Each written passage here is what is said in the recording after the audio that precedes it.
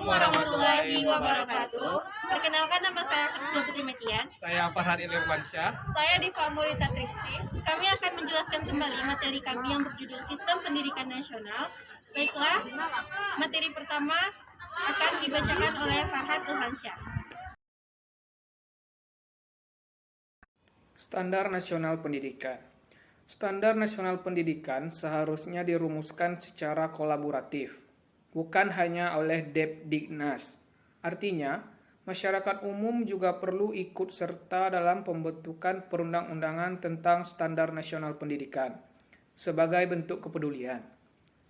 Sistem pendidikan adalah suatu konstruksi ide dan konsep yang dapat diskonstruksi mulai dari tujuan pendidikan nasional dan tujuan pembelajaran pada setiap jenjang pendidikan. Sudah semestinya Depdiknas tidak lagi memonopoli ide pembentukan serta perumusan suatu perundang-undangan dalam hal pendidikan, karena perundang-undangan tersebut akan berjalan di dalam masyarakat sendiri, khususnya di dunia pendidikan nasional. Seperti yang telah dibahas pada bab sebelumnya, ada 8 komponen dalam Standar Nasional Pendidikan yang menjadi rumus seefektif mungkin, yaitu sebagai berikut. Posisi Standar Nasional Pendidikan dalam implementasi kurikulum tingkat satuan pendidikan. Pendidikan adalah usaha sadar, terencana, terarah, dan berkesinambungan yang memungkinkan seluas-luasnya peserta didik secara aktif mengembangkan potensi dirinya untuk memiliki kekuatan spiritual, keagamaan, pengendalian diri, kepribadian, kecerdasan, akhlak mulia, serta keterampilan yang diperlukannya, masyarakat, bangsa, dan negara. Agar cita-cita mulia itu menjadi kenyataan, sistem pendidikan nasional harus mampu menjamin pemerataan kesempatan memperoleh pendidikan, peningkatan mutu, relevansi, dan efisiensi manajemen pendidikan. Ini penting agar output pendidikan kita mampu menghadapi berbagai macam tantangan dan tuntutan perubahan kehidupan lokal, nasional, dan global. Menyadari hal itu, pemerintah terus berupaya untuk membangun sistem pendidikan nasional yang komprehensif dan holistik.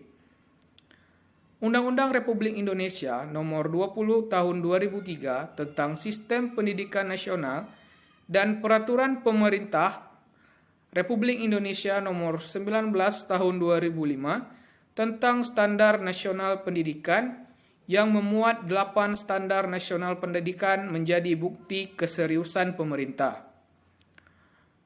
Dalam pasal 2 ayat 1, dijelaskan bahwa lingkup standar nasional pendidikan meliputi: yang pertama, yaitu isi; yang kedua, proses; yang ketiga, kompetensi lulusan; keempat, pendidik dan tenaga kependidikan; yang kelima, sarana dan prasarana; keenam, pengelolaan; 7, pembiayaan; dan yang terakhir, penilaian pendidikan. Berikut ini adalah secara ringkas dan detail tentang 8 standar nasional pendidikan itu. Diharapkan pengelola dan penggiat pendidikan di lapangan tak lagi asing dengan 8 standar nasional pendidikan, sebaliknya memahami dengan lebih baik dan mampu menerapkan ke-8 standar nasional pendidikan itu dalam proses pembelajaran. Baiklah, yang pertama adalah standar isi. Standar isi adalah ruang lingkup materi dan tingkat kompetensi yang dituangkan dalam kriteria tentang kompetensi tamatan, kompetensi bahan kajian, kompetensi mata pelajaran, dan silabus pembelajaran. Standar isi mencakup lingkup materi minimal dan tingkat kompetensi minimal untuk mencapai kompetensi lulusan. Minimal pada jenjang dan jenis pendidikan tertentu. Standar isi tersebut memuat kerangka dasar dan struktur kurikulum, beban belajar, kurikulum tingkat satuan pendidikan, dan kalender pendidikan. Yang pertama ada kerangka dasar dan struktur kurikulum. Kurikulum untuk jenis pendidikan umum, kejuruan, dan khusus pada jenjang pendidikan dasar dan menengah terdiri atas: yang pertama, kelompok mata pelajaran, agama dan akhlak mulia. Yang kedua, kelompok mata pelajaran kewarganegaraan dan kepribadian. Yang ketiga, kelompok mata pelajaran ilmu pengetahuan dan teknologi. Yang keempat, kelompok mata pelajaran estetika. Yang kelima, kelompok mata pelajaran jasmani, olahraga, dan kesehatan. Adapun beban pelajar, kurikulum tingkat satuan pendidikan, kalender pendidikan, atau kalender akademik. Baiklah, untuk standar yang kedua dan seterusnya akan dilanjutkan oleh rekan saya.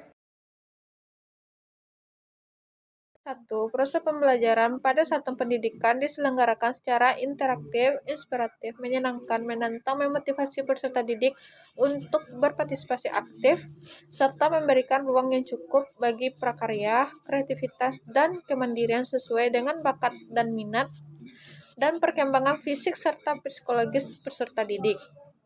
Setiap satuan pendidikan melakukan perencanaan proses pembelajaran, pelaksanaan proses pembelajaran, penilaian hasil, dan pengawasan proses pembelajaran untuk terlaksananya proses pembelajaran yang efektif dan efisien.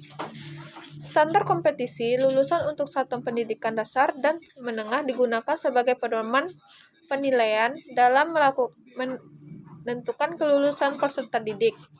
Standar tersebut meliputi standar kompetisi lulusan minimal satuan pendidikan dasar dan menengah, standar kompetisi lulusan minimal kelompok mata pelajaran, dan standar kompetisi lulusan minimal mata pelajaran. Pendidikan harus memiliki klasifikasi akademik tingkat pendidikan minimal yang dibuktikan dengan ijazah dan atau sertifikat keahlian sesuai undang-undang yang berlaku. Dan kompetisi sebagai agen pembelajaran sehat jasmani dan rohani, serta memiliki kemampuan untuk mewujudkan tujuan pendidikan nasional. Tenaga kependidikan meliputi kepala sekolah atau madrasah, pengawasan satuan pendidikan, administrasi, perpustakaan, laboratorium, pengelolaan kelompok belajar, pembelajar, dan tenaga kebersihan.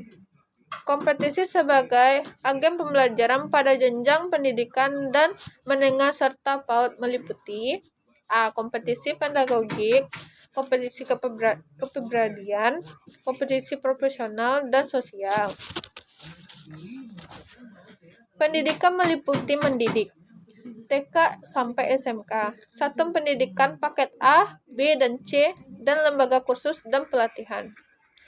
Setiap satuan pendidikan wajib memiliki sarana dan meliputi perabot, peralatan pendidikan, media pendidik, buku dan sumber belajar lainnya, bahan alas pakai, serta perlengkapan lain untuk menunjang proses pembelajaran.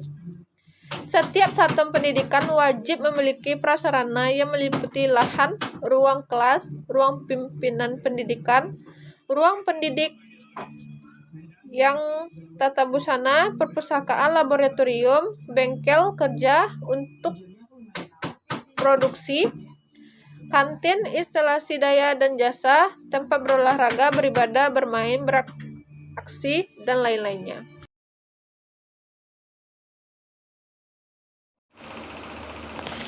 Baiklah, selanjutnya ada standar pengelolaan. Standar pengelolaan adalah standar nasional pendidikan yang berkaitan dengan perencanaan, pelaksanaan, dan pengawasan kegiatan pendidikan pada tingkat satuan pendidikan, kabupaten atau kota, provinsi, nasional agar tercapai efisiensi dan efektivitas penyelenggaraan pendidikan. Standar pengelolaan terdiri dari 3 bagian, yakni standar pengelolaan oleh satuan pendidikan, standar pengelolaan oleh pemerintah daerah, dan standar pengelolaan oleh pemerintah. Selanjutnya ada standar pembiayaan pendidikan. Standar pembiayaan adalah standar yang mengatur komponen dan besarnya biaya operasi satuan pendidikan yang berlaku selama 1 tahun. Pembiayaan pendidikan terdiri atas biaya investasi, biaya operasi, dan biaya personal. Biaya investasi satuan pendidikan sebagaimana dimaksud di atas meliputi biaya penyediaan sarana dan prasarana, pengembangan sumber daya manusia, dan modal kerja tetap. Biaya personal sebagaimana dimaksud pada di atas meliputi biaya pendidikan yang harus dikeluarkan oleh peserta didik untuk bisa mengikuti proses pembelajaran secara teratur dan berkelanjutan. Sedangkan biaya operasi satuan pendidikan sebagaimana dimaksud di atas meliputi gaji pendidik dan tenaga kependidikan, serta segala tunjangan yang melekat pada gaji, bahan, atau peralatan pendidikan habis pakai, dan biaya operasi pendidikan tak langsung, berupa daya, air, jasa telekomunikasi, pemeliharaan sarana dan prasarana, uang lembur, transportasi, konsumsi, pajak, asuransi, dan lain sebagainya. Selanjutnya ada standar penilaian pendidikan. Standar penilaian adalah standar nasional pendidikan yang berkaitan dengan mekanisme, prosedur, dan instrumen penilaian hasil belajar peserta didik. Penilaian pendidikan pada jenjang pendidikan dasar dan menengah terdiri atas 1. Penilaian hasil belajar oleh pendidik, 2. Penilaian hasil belajar oleh satuan pendidikan, dan penilaian hasil belajar oleh pemerintah. Penilaian pendidikan pada jenjang pendidikan tinggi terdiri atas penilaian hasil belajar oleh pendidik dan penilaian hasil belajar oleh satuan pendidikan tinggi. Penilaian pendidikan pada jenjang pendidikan tinggi sebagaimana dimaksud di atas diatur oleh masing-masing perguruan tinggi sesuai peraturan perundang-undangan yang berlaku. Baiklah, kesimpulan dari materi kelompok kami atau materi yang kami sajikan hari ini adalah posisi standar nasional pendidikan dalam implementasi kurikulum tingkat satuan pendidikan jika dilihat secara garis besar yang terjadi di daerah kita sangatlah tidak memuaskan. Pasalnya, praktek lapangan pendidikan yang terjadi sama sekali tidak mengikuti peraturan yang telah ditetapkan. Hal ini disebabkan oleh banyaknya permasalahan yang terjadi, salah satunya ketetapan BSNP tentang standar sarana dan prasarana, pengelolaan serta pembiayaan yang mengharuskan pengeluaran biaya yang relatif besar, namun kenyataan sangatlah bertolak belakang dengan apa yang diharapkan. Baiklah, sekian dari penjelasan kami. Saya sebagai perwakilan mohon maaf jika ada kesalahan kata atau penyebutan. Wassalamualaikum warahmatullahi wabarakatuh.